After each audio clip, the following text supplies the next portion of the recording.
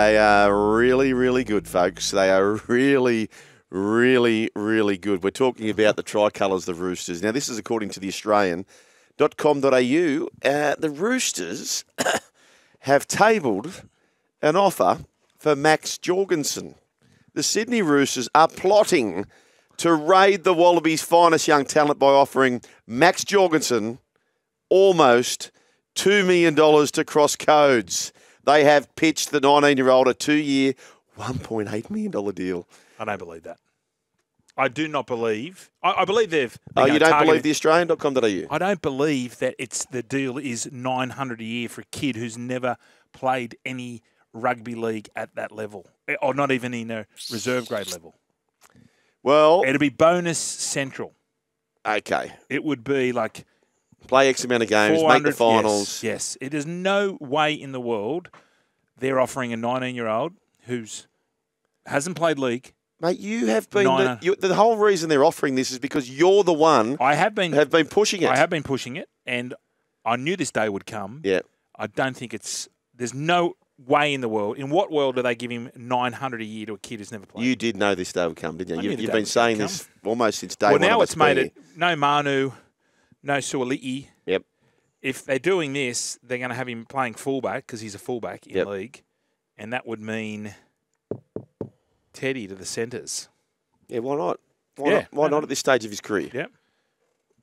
RTS is doing it. You could get a lot more out of James Tedesco's career and extend it by pushing him to the centres. The mileage on the legs would just be not even halved. Yep. More than halved. There you go. They're always just a couple of steps ahead, aren't they, the Roosters? Well, hang on. He's a junior. Rugby, yeah, of course he is.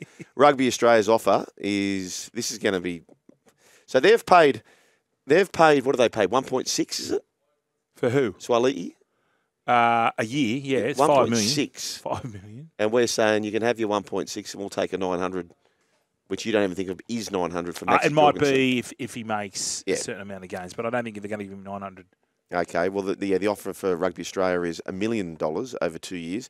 It is understood the impressive and thoughtful pitch made by both Trent Robinson and Nick Politis was so strong he could join the rival code, and I don't doubt that either. Well, they spoke to him before him signing with the Waratahs. Yeah. So they've had a crack at him before.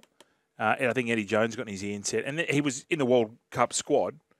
And I know his dad, Peter, who played at the Chooks, wanted him to play Union, but maybe now he can see the writing on the wall. This might be a perfect opportunity for him to go in. They lose Manu, they lose Joseph, so he would, and he's a talent. He's played league and Union his whole life. So Have you ever sat on the other side when it comes to negotiating for a contract to Nick, or is it only the big artillery he comes out for? No, which you were big artillery, I'm saying, but Gus did all mine. So you'd sit across with Gus? No, I had a dinner. No, I had a lunch. With Nick? With Nick and Gus, yes. Persuasive Central? But he didn't talk anything with numbers. It was all Gus. And Chimes. Yeah. Your manager. No, but I'm saying, but just the power and when you leave that lunch, does it just feel like a done deal? Well, he's got the aura about him. Yeah. You know, like it's a bit like Mal Meninga and Wayne Bennett. Yep. You know, if they're sitting there and they want you to go, I mean, and it maybe Trent Robinson's getting that little bit of aura now. Peter Jorgensen, did he have the aura? Peter, yeah, Peter's got a different sort of aura. 20 tries in 34 games for the Roosters in 95-96 before heading to the Panthers. Yeah. Hey, Brian, just speaking about the Panthers, and we can talk about some re-signings there. Isaac Tunga, of course, he's looks as though he's going to extend there, which we'll get to. But, Brian, with all these extensions,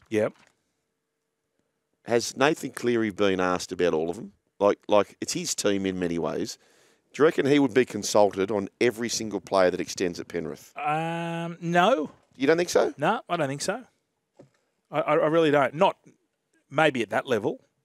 Maybe a kid like who's in the first grade, but not kids coming through or So you don't think over the dinner table, Ivan says, mate, we've got this scenario. We can get Tunga, we can get this. And I reckon Nathan would have a huge say in who stays and who goes. I'd say yes, but Isaiah would as well. I've seen Isaiah Yeo around that team, and he's got a lot of pull. Yep. I'm sure they would. All senior players. Yeah, Not but just I saying don't Nathan. think to the same extent that Nathan could have. But you could say that about Adam Reynolds. Kevy would ask Adam Reynolds for sure. Yeah, maybe. Coaches who have good relationship with their players, for sure they would. They'd ask Latrell if Jason Demetrio.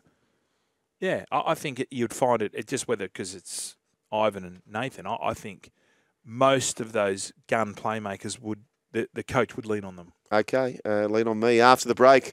Surfing, some helmet to helmet. You're listening to the Run Home with Joel and Fletch.